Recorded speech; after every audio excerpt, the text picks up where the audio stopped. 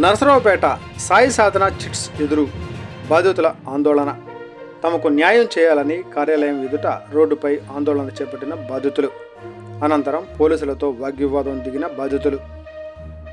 నా పేరు యామన్ రామారావు అండి. నేను స్థానికంగా నరసరావుపేటలో గత 30 సంవత్సరాల నుంచి ఇక్కడే ఉంటున్నాను. ఇతను 4 సంవత్సరాల నుంచే నాకు పరిచయం. మామూలుగా తెలుసు, కానీ ఇతనితోటి మనకి ఏ కాంట్రాక్ట్స్ లేవు, ఏ ఫైనాన్షియల్ ట్రాన్సాక్షన్స్ కూడా లేవు. గత 4 సంవత్సరాల కరోనా తర్వాత చిట్స్ అనేది మేము అడ్మిట్ అవ్వడం జరిగింది. అడ్మిట్ అయిన తర్వాత అంటే ఈ 3 సంవత్సరాలు సక్రమంగానే జరుగుతుంది. కానీ ఈ గత 6 నెలల నుంచి చిట్ ఫండ్లో పాడుకున్న సభ్యులకి అమౌంట్ ఇవ్వకుండా అక్కడే డిపాజిట్ వేసుకుంటూ, అసలు పాటలు ఎవరు పాడుకుంటున్నారనేది కూడా తెలియకుండా వాళ్ళ ఆఫీసులో వాళ్ళే పాడుకొని వాళ్ళే తీసుకోవడం జరుగుతుంది తప్పితే డిపాజిట్ ధరకు వాడికి అసలు ఇవ్వాల్సిన వాళ్ళకి ఎవరికి ఇవ్వకుండా అక్కడే ఉంచుకోవడం జరుగుతుంది. కానీ ఒక 2-3 నెలల నుంచి మాత్రం వాళ్ళ అబ్బాయి పెళ్ళి అనే అంకతోటి ఇల్లు కడుతున్నాం అనే దాంతో ప్రతి వాడి దగ్గర డబ్బులుంటే తీసుకురండి అన్నాడు. ప్రతివాడు తెలియక అందరూ ప్రతివాడు తీసుకొచ్చి డిపాజిట్ దారుగా చేరాడు. అసలు ఏం చేశాడనేది లిక్విడ్ క్యాష్ కూడా తెలియట్లేదు. ఒక 60-70 కోట్ల వరకు కలెక్ట్ చేశాడనేది మాకు తెలిసిన సమాచారం. మీ దృష్టికి కూడా వచ్చి ఉంటుందేమో.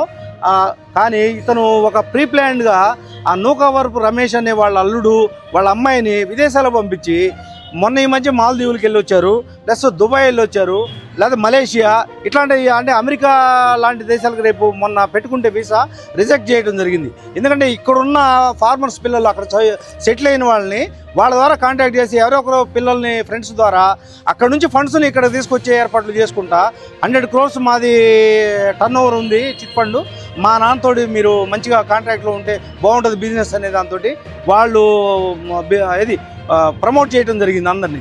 అలా చాలామంది కొత్త వాళ్ళు ఎక్కడెక్కడ సింగపూర్ నుంచి ఇతర దేశాల నుంచి కూడా మోసపోవడం జరిగింది.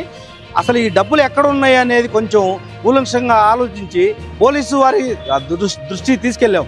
బినామీల పేర్లు పెట్టాడు, లేకపోతే ఇంకోటి అతనికి ఎక్కడ చిట్ ఫండ్లో కానీ లేకపోతే రియల్ ఎస్టేట్లో కానీ నష్టం వచ్చిన దాఖలాలు లేవు. ఎందుకంటే ఒక చిట్ ఫండ్లో డిఫాల్టర్ అనేవాడు ఒక్కడు లేడు. అసలు కోర్టుకి సబ్మిట్ చేయడం కూడా జరగలేదు ఎప్పుడు కూడా. అందువల్ల ఎందుకంటే రావాల్సిన డబ్బులు ఇంత ఉన్నాయని చూపిస్తున్నాడు. మొన్న ఆస్తులు ఏదో 80 కోట్లు ఉన్నాయి లేకపోతే అని. అతను అరెస్ట్ అయిన రోజు ఏం చెప్పాడు, నా చిట్టు హోల్డర్స్ మెంబర్స్ కన్నా నా ఆస్తులే చాలా ఎక్కువ ఉన్నాయని చెప్పేసి నేను పంచుతానన్నాడు. దాని మీద మంచిగా వచ్చి ఇప్పటికైనా వాడు ఏమన్నా మనసు మార్చుకొని వీళ్ళ 300 నుంచి 500 వరకు సభ్యులు ఉన్నారు.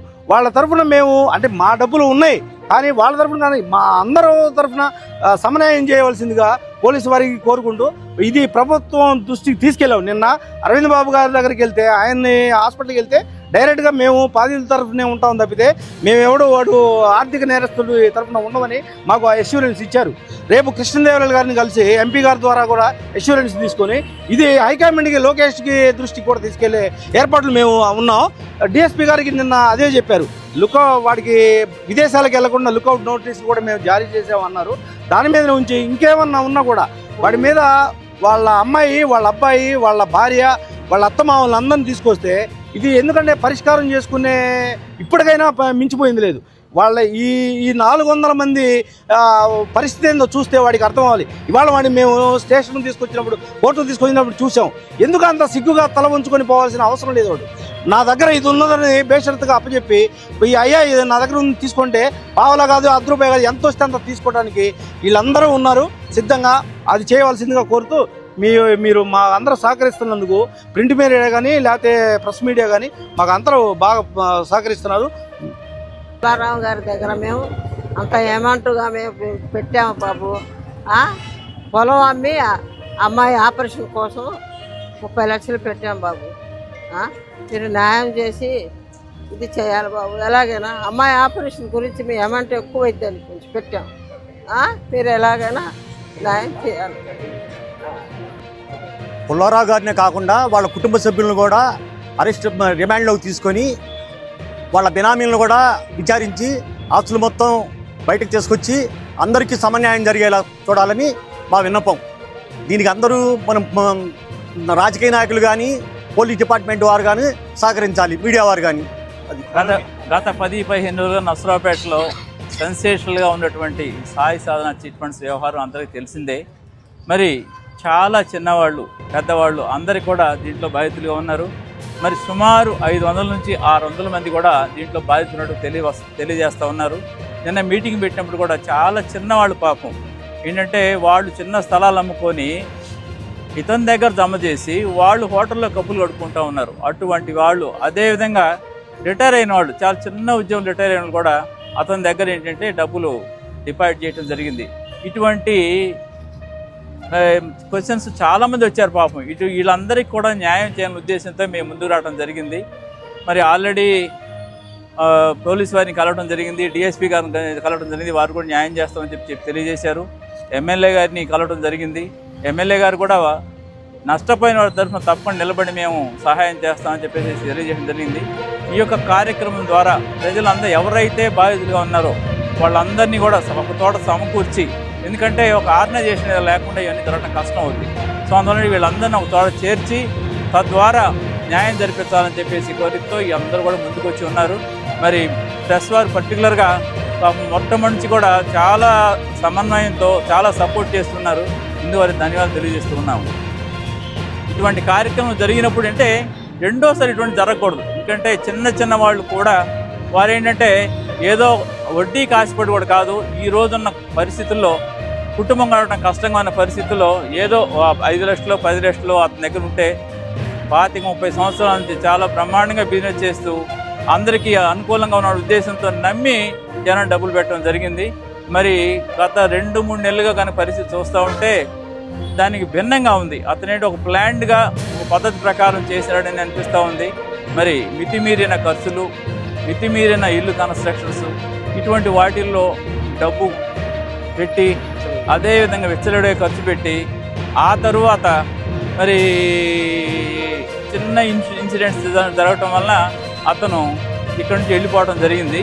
అది కాకపోతే ఇప్పుడు కాదు, తర్వాత ఏం జరిగి ఉండేది, కాకపోతే ఇప్పుడు జరిగితే అప్పుడు అని చెప్పేసి అనుకోవటమే. ఇంకా ఎక్కువ ప్రమాదం తప్పిందేమనే ఫీలింగ్ కూడా ఉంది.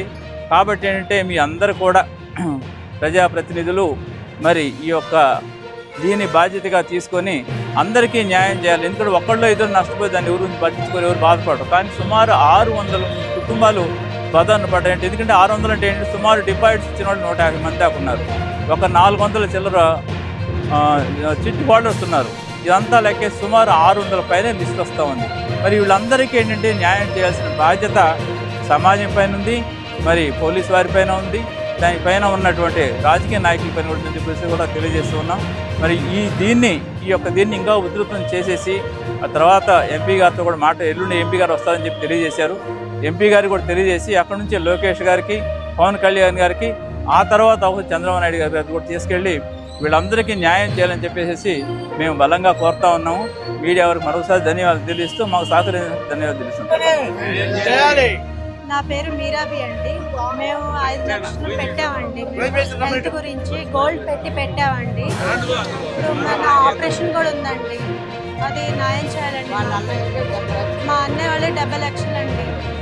నేను 5 లక్షలు పెట్టానండి గోల్డ్ పెట్టి. ఇప్పుడు నాకు ఆపరేషన్ కావాలండి. ఇట్లా నమ్మి పెట్టాము, మాకు న్యాయం చేయండి సార్.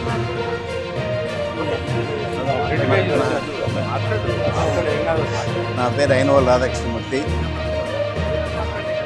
అయినవోలు రాధాకృష్ణమూర్తి నా పేరు, సాతులూరు.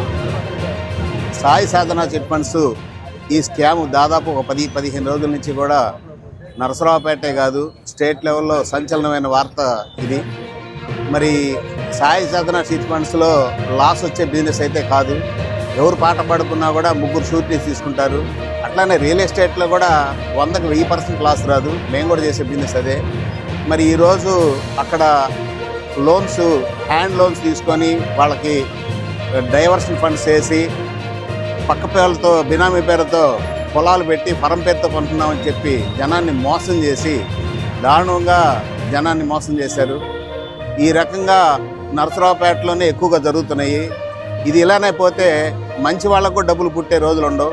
అందుకని అధికారులు మరియు రాజకీయ నాయకులు దీన్ని ఇక్కడితో క్లోజ్ చేసేటట్టుగా చేసి దీనికి తగిన చర్యలు తీసుకొని చేస్తే జనం అందరూ కూడా న్యాయం జరుగుద్ది. ఇప్పుడు ఆమె చెబుతుంది దాదాపు 70 లక్షల రూపాయలు ఇచ్చిందంట. వాళ్ళ అమ్మాయి ఆపరేషన్ అంట. వాళ్ళని చూస్తే ఒక్కొక్కళ్ళని చూస్తే జాలేస్తుంది. మరి ఇంత దారుణంగా మోసం చేసి సరదాగా తిరుగుతా వాళ్ళు 4 కార్లలో తిరుగుతారు. వాళ్ళు ఒక కుటుంబం కోసం 4 కార్లు కావాలి, 4 కార్లు తిరుగుతారు. జనం డబ్బులతో జల్సాలు చేసి జనాన్ని మోసం చేసి చీట్ చేసి ఇలాంటి వారిని ప్రభుత్వం శిక్షించాలి.